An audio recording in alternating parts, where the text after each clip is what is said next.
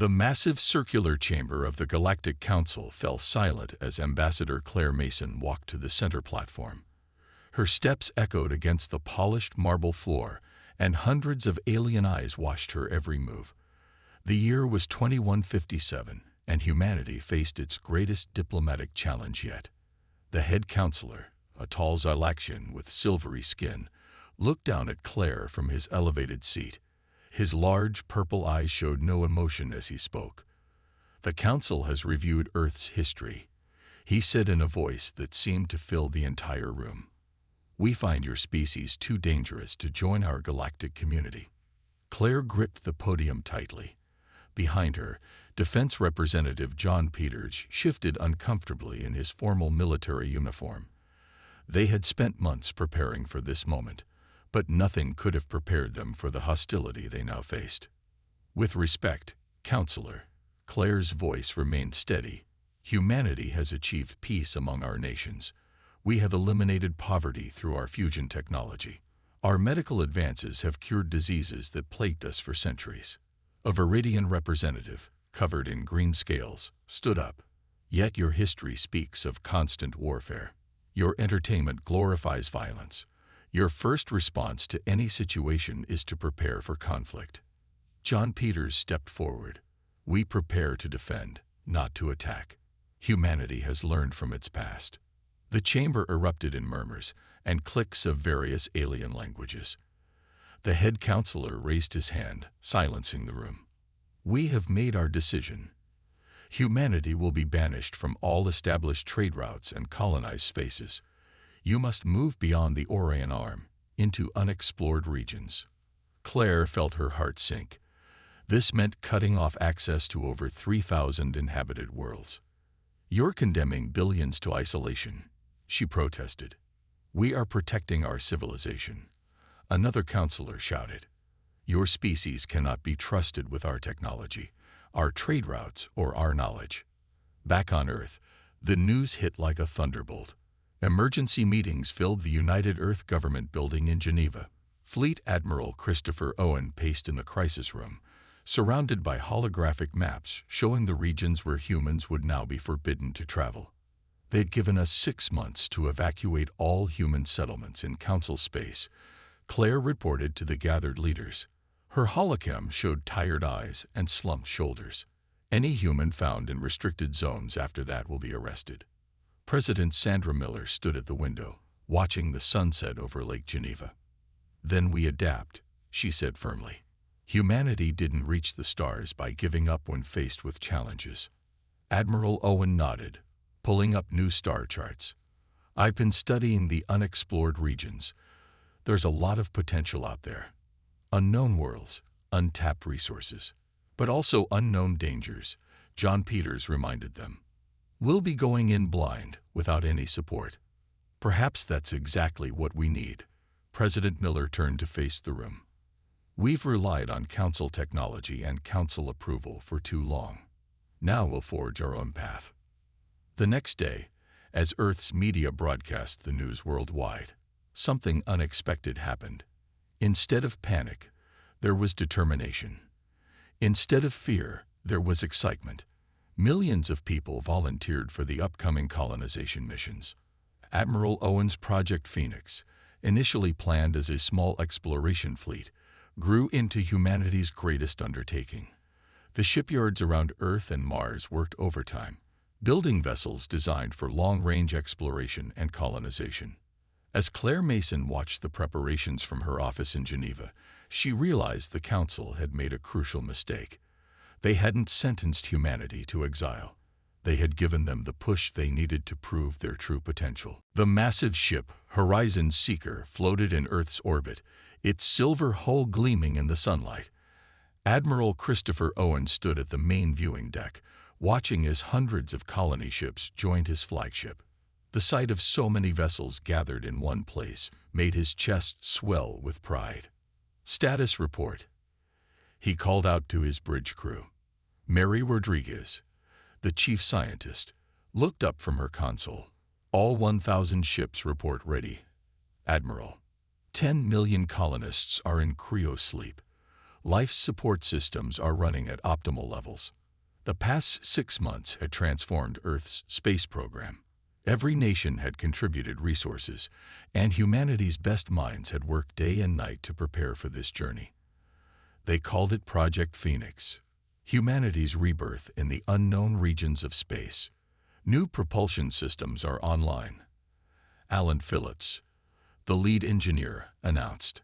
He and Mary had created an engine that could travel faster than anything the Council had seen.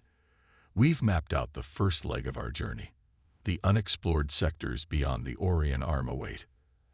Admiral Owen nodded, his eyes fixed on the stars ahead. Send the signal. It's time. Across Earth, billions watched their screens as the largest fleet in human history prepared to depart. Families said goodbye to loved ones who had volunteered for the mission. Some cried, but many smiled with hope. The Horizon Seeker led the way, its new engines humming to life. Blue energy wrapped around the massive ship like lightning. Behind it, the colony fleet stretched out like a river of stars. First jump in 3, 2, 1. Alan's voice was steady as he activated the drive.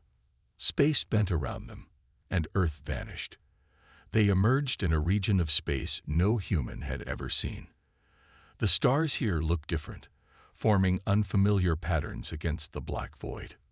First jump successful, Mary announced, checking her instruments. All ships accounted for.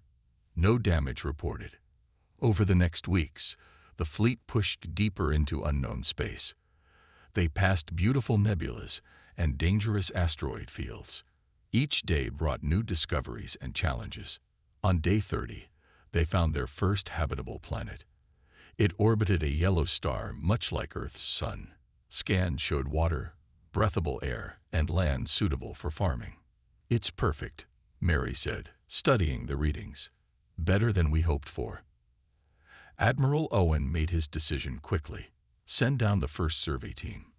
If it's safe, we'll start waking up colonists. The survey team's reports came back positive.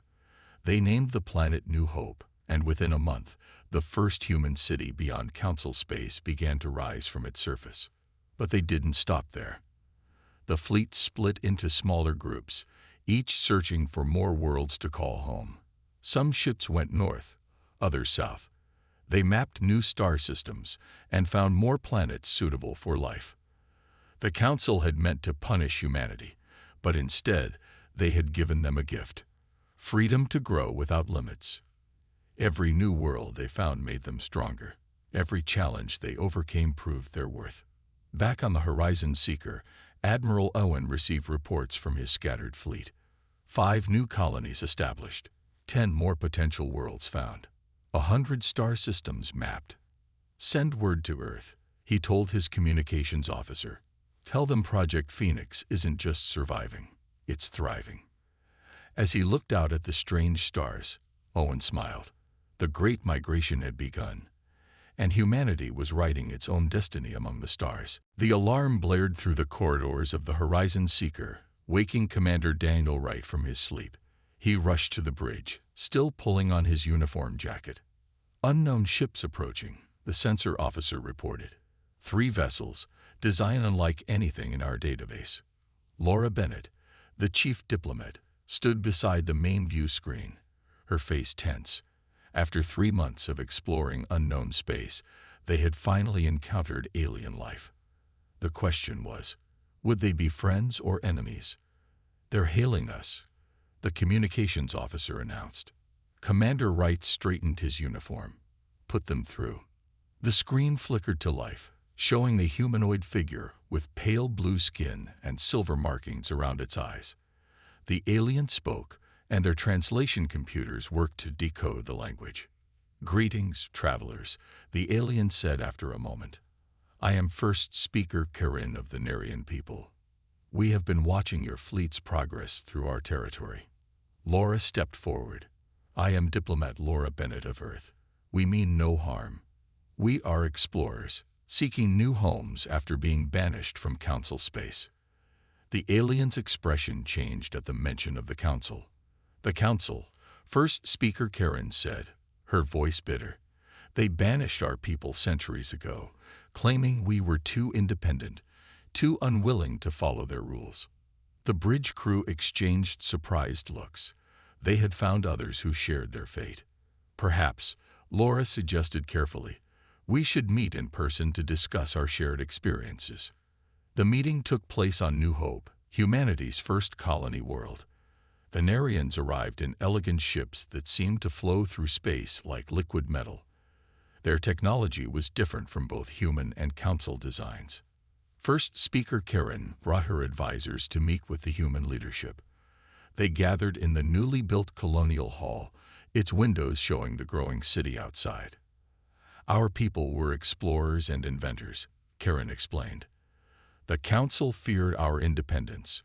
They called us dangerous because we created technology they couldn't control. Commander Wright nodded. They said similar things about humans, called us aggressive and unpredictable. The council fears what they cannot control, one of the Narian advisors said. But look what we have built without them. Our civilization has grown stronger in exile. Laura saw an opportunity. Then perhaps we can grow stronger together. An alliance between our peoples would benefit both sides. The discussions lasted for days. The Narians shared maps of space they had explored, warning about dangerous regions and pointing out resource-rich systems. Humans offered their new engine technology and terraforming techniques. Scientists from both species worked together, combining their knowledge. The Narians' advanced energy systems paired perfectly with human innovation. Together, they created technologies that neither species could have developed alone. We should not stop with just our two peoples, Laura suggested during one meeting. There must be others out there, other species the council has cast aside. We could find them, offer them a place among us. First speaker Karen's silver markings glowed with excitement. A federation of free species, a place where innovation is celebrated, not feared, where differences are seen as strengths, not dangers. Commander Wright added, and if we work together, we can protect each other. The council won't be able to bully any of us again. The alliance was formally signed a week later. Human and Narian ships began joint exploration missions. They established trade routes between their colonies and shared defense responsibilities. Word spread through the unexplored regions of space. Other species, hearing of the alliance, began to seek them out. Some were fellow exiles from council space. Others were independent species who had avoided council contact. Back on New Hope, Laura Bennett watched ships from 5 different species dock at the growing spaceport. Each brought their own knowledge, their own strengths, their own dreams of freedom. The council thought they were punishing us, she said to Commander Wright as they watched. Instead, they helped us find something better. They helped us find hope. Above them, more ships arrived, carrying new allies, new friends, new possibilities. The Federation of Free Species was taking its first steps, and the galaxy would never be the same. Patricia Morgan wiped sweat from her forehead as she studied the holographic display in her laboratory on New Hope. The new terraforming system she and Richard Cole had developed was showing promising results. On the screen, a barren planet's atmosphere was slowly transforming into something breathable. Look at these readings, Richard said, pointing to the data streams. The conversion rate is 3 times faster than anything the Council ever achieved. Being cut off from Council technology had forced humans to think differently. They couldn't rely on old solutions anymore. They had to create new ones.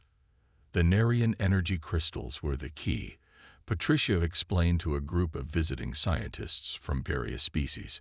When we combined them with Earth's atmospheric processors, we created something entirely new. In another part of the research complex, teams worked on improving their faster-than-light travel systems. The new engines they developed could cross distances in days that took Council ships weeks to travel. Richard walked through the engine testing facility, checking readings on various experiments. "Necessity really is the mother of invention," he said to his assistant. "We've achieved more in 1 year of exile than in 10 years of following Council guidelines." The innovations weren't limited to just terraforming and space travel. In medical labs, Human doctors worked with alien healers, combining their knowledge to cure diseases that had puzzled both species for generations. Energy researchers created new power sources that were cleaner and more efficient than anything seen before. One morning, Patricia received an urgent message. A new colony on a planet called Haven was facing a crisis. The world's magnetic field was weakening, threatening to expose the colonists to deadly radiation. The Council would have evacuated the planet, Richard said as they boarded a ship to Haven, declared it unsuitable for colonization. Patricia shook her head. We're not the Council. We don't give up that easily. They arrived at Haven to find the colony in danger. The magnetic field was failing faster than expected, but instead of retreating, the scientists saw an opportunity to solve a problem the Council had never managed to fix. Working day and night, Patricia and Richard led a team of human and alien scientists. They combined Narian crystal technology with human electromagnetic theories. The Valorians, another species that had joined the Federation, added their knowledge of planetary core dynamics. It's not just about fixing the magnetic field, Patricia explained to the colony's leaders. We're going to make it stronger than ever. They built massive generators around the planet, each one powered by the new hybrid technology they had created. When they activated the system, artificial magnetic field lines spread across Haven like a protective web. The field is stabilizing, Richard announced, watching the readings. It's actually stronger than Earth's natural field. The success at Haven proved something important. The Federation wasn't just surviving in exile, it was thriving. Their technology was beginning to surpass what the Council had. Word spread through space about their achievements. Back in her lab on New Hope, Patricia received messages from scientists across the Federation. Everyone wanted to learn about the new technologies. Everyone wanted to contribute their own ideas. We've created something amazing here, she told Richard as they watched students from 20 different species studying in their research center. The Council thought they were holding us back by controlling access to their technology. Richard nodded. Instead, they forced us to become better, to think in new ways, to work together. A young Narian researcher approached them with a new idea for improving the terraforming process even further. As Patricia listened to the proposal, she smiled. This was what real progress looked like. Different species working together, sharing ideas freely, pushing the boundaries of what was possible. The Council had meant to limit humanity's growth. Instead, they had unleashed a wave of innovation that was changing the galaxy. Every problem they faced became an opportunity to grow stronger. Every challenge pushed them to reach higher. And they were just getting started. Governor Elizabeth Taylor stood at the window of her office in New Terra's Capitol building, watching ships from dozens of species dock at the orbital stations above. 20 years had passed since humanity's exile, and what they had built went far beyond anyone's expectations. Another trade fleet from the Centauri colonies has arrived, her assistant reported, and 3 more species have requested to join the Federation. Elizabeth smiled. New Terra had become the heart of their growing civilization. The planet's cities stretched across 2 continents, filled with beings from 50 different worlds. In the streets below, humans walked alongside Narians, Valorians, and many other species who had chosen freedom over Council rule. Admiral Paul Martinez's hologram appeared on her desk. Governor, the Defense Fleet's latest expansion is complete. We now have protective coverage for all Federation worlds. The Defense Fleet had grown from a scattered group of human ships to a powerful armée. Ships of mixed crews patrolled their space, protecting trade routes and helping new colonies establish themselves. Excellent news, Admiral, Elizabeth replied. How are the new joint crews performing? Better than we hoped. The combination of different species' talents makes each ship stronger. A human captain, a Narian navigator, and a Valorian weapons officer work better together than any single species crew. Their conversation was interrupted by an urgent message. A Council merchant ship had crossed into Federation space, damaged and seeking help. Under the old rules, they should have turned it away. Send a rescue vessel, Elizabeth ordered without hesitation. "Bring them to New Terra for repairs." The Council ship's crew was amazed by what they found. They had expected to find struggling exiles living on the edge of space. Instead, they saw a thriving civilization that had grown beyond the Council's rigid boundaries. "Your markets are more active than the Council's trade hubs," the merchant captain said during a meeting with Elizabeth. "Your technology is more advanced." "How is this possible?" "Because we work together," Elizabeth explained. "We don't limit ourselves with artificial boundaries. Every species brings their strengths, their ideas, their dreams. Together, we're stronger than we ever were apart." Later that day, she met with the Federation's Leadership Council. Unlike the Galactic Council's huge chamber, their meeting room was simple and practical. Representatives from all member species sat as equals around a circular table. "The merchant ship's crew has requested asylum," Elizabeth announced. "They want to join us." Paul Martinez, attending via hologram from his flagship, nodded. "They won't be the last. More ships from Council space arrive each month. They've heard about what we're building here." A Narian representative spoke up. "The Council thought exile would weaken us. Instead, it gave us the freedom to become something greater." They discussed the growing Federation. 50 colonies had become hundreds. Trade routes stretched across vast sections of previously unexplored space. Their technologies had advanced beyond what anyone thought possible. "We're not just surviving anymore," Elizabeth said. "We're thriving. And it's time the galaxy knew it." The Council's message of their exile had backfired. Stories spread about the Federation, about a place where innovation was celebrated, where different species worked together as equals, where freedom and progress went hand in hand. That evening, Elizabeth walked through New Terra's Central Park. Children from a dozen species played together under trees brought from Earth, while their parents chatted on benches made from Narian crystal wood. Above them, ships from across the Federation filled the sky with lights. She remembered the day humanity had been banished, how everyone had feared it meant the end. Instead, it had been a beginning. They had built something the Council never could, a true union of different peoples, working together by choice rather than force. The Federation wasn't just an empire of planets and ships. It was an empire of ideas, of innovation, of cooperation. And it was growing stronger every day. As the sun set over New Terra's spaceports, Elizabeth knew that the best was yet to come. The Federation's story was just beginning. The Galactic Council chamber wasn't as impressive as it used to be. The marble floors had lost their shine, and many seats sat empty. William Carter, now a secret Federation agent working as a Council trade inspector, noticed the change immediately.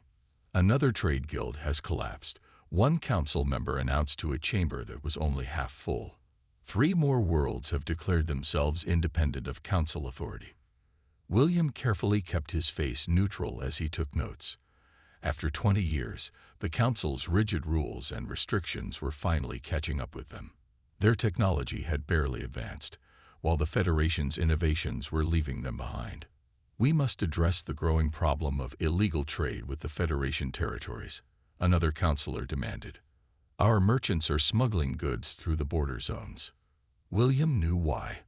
Federation ships were faster, their energy systems more efficient, and their markets more profitable. Council merchants couldn't compete, even with all the trade restrictions in place. During a break in the session, he slipped away to send an encrypted message to Governor Elizabeth Taylor on New Terra. "The Council is facing serious internal problems. Their economy is struggling. More species are questioning their authority." Later that day, he watched a Council security team inspect a merchant vessel. They were looking for Federation technology, which was now banned in Council space. But the ban wasn't working. People wanted the Federation's advanced medical treatments, their efficient power systems, their faster ships. "Sir," a young security officer approached him. "We found something unusual. This ship's navigation system is far more advanced than standard Council technology." William examined the system, pretending not to recognize the Federation design. Documented and continue the inspection," he ordered, knowing that for every smuggled item they found, 10 more made it through. That evening, he attended a private meeting of council leaders. The mood was tense as they discussed their mounting problems. "Our youngest worlds are the most rebellious," one elder complained. "They see the Federation's success and question our ways. They ask why we restrict research, why we control trade routes, why we limit contact between species. The Federation should have collapsed by now," another said angrily. "Those exiles and outcasts should be begging to return to our rule. Instead, they grow stronger while we grow weaker." William listened carefully as they revealed their fears. The Council had always maintained power through control, controlling technology, controlling trade, controlling information. But they couldn't control the stories that spread about the Federation's achievements. A message arrived from the border sectors. 3 more Council worlds had declared their independence. They were requesting membership in the Federation. "This is unacceptable," the head counselor shouted. "We must show strength. Send warships to these worlds. Force them back into compliance." But William knew it was too late. The Council's warships were outdated compared to Federation vessels. Their crews were rigid and inflexible, trained to follow rules rather than think independently. He sent another encrypted message to New Terra. "The Council is considering military action against worlds that try to leave, but their forces are weak and their allies are uncertain." As the Council meeting descended into arguments, William walked to the great window overlooking the Council's capital city. 20 years ago, this had been the heart of galactic civilization. Now it felt like a relic of the past. The Council had thought they could maintain control by banishing those who questioned their authority. Instead, they had created something that was proving their entire system wrong.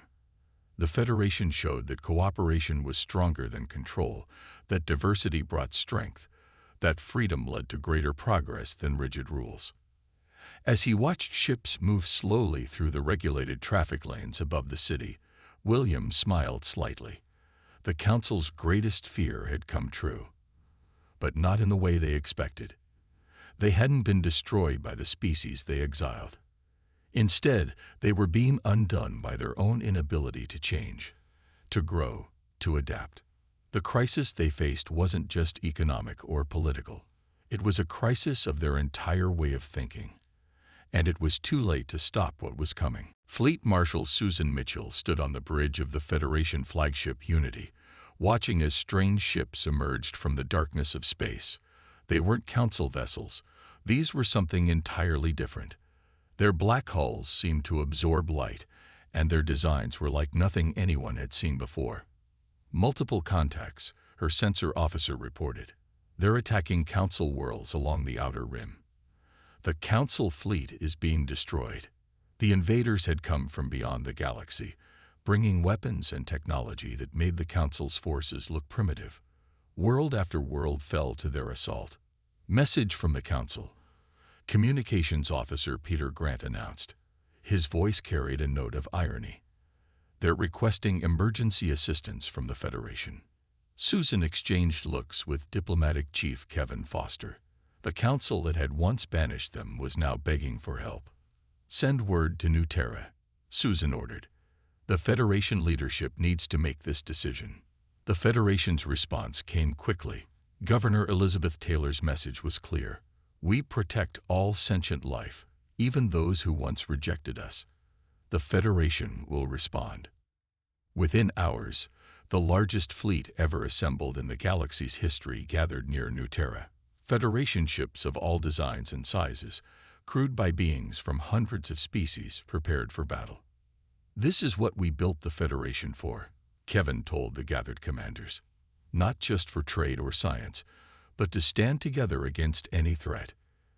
The Federation fleet moved through space faster than any Council ship could travel, using their advanced dry systems. They'd reached the battle zone in time to see another Council world under attack.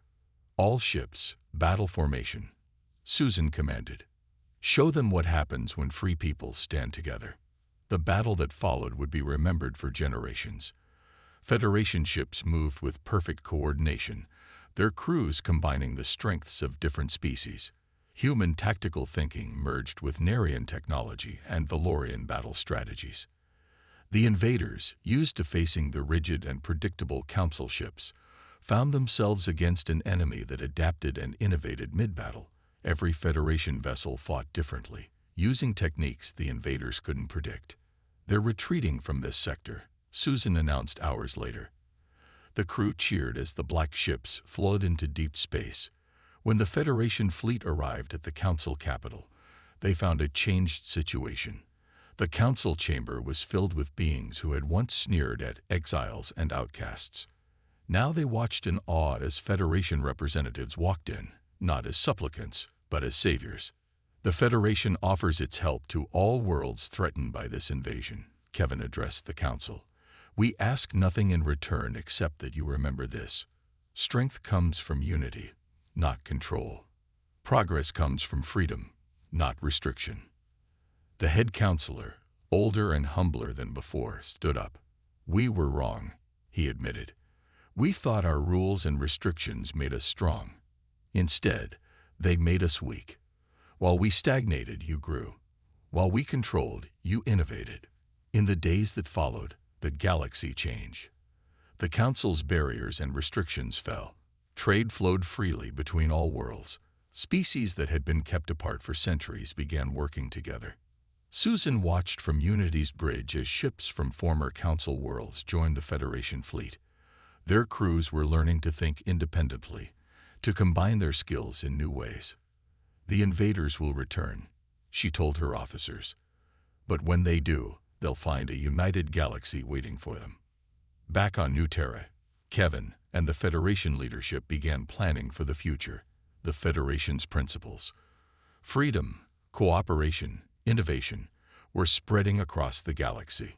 "The Council tried to cast us out into darkness," Kevin said during the Federation's expansion ceremony. "Instead, we found light. They tried to make us weak. Instead, we became strong. They tried to break us. Instead, we built something greater than they could imagine." As new worlds joined the Federation each day, as more species came together to share knowledge and resources, the truth became clear. Humanity hadn't just survived exile. They had led the galaxy into a new age of unity and progress. The Federation had risen, and the stars themselves were just the beginning.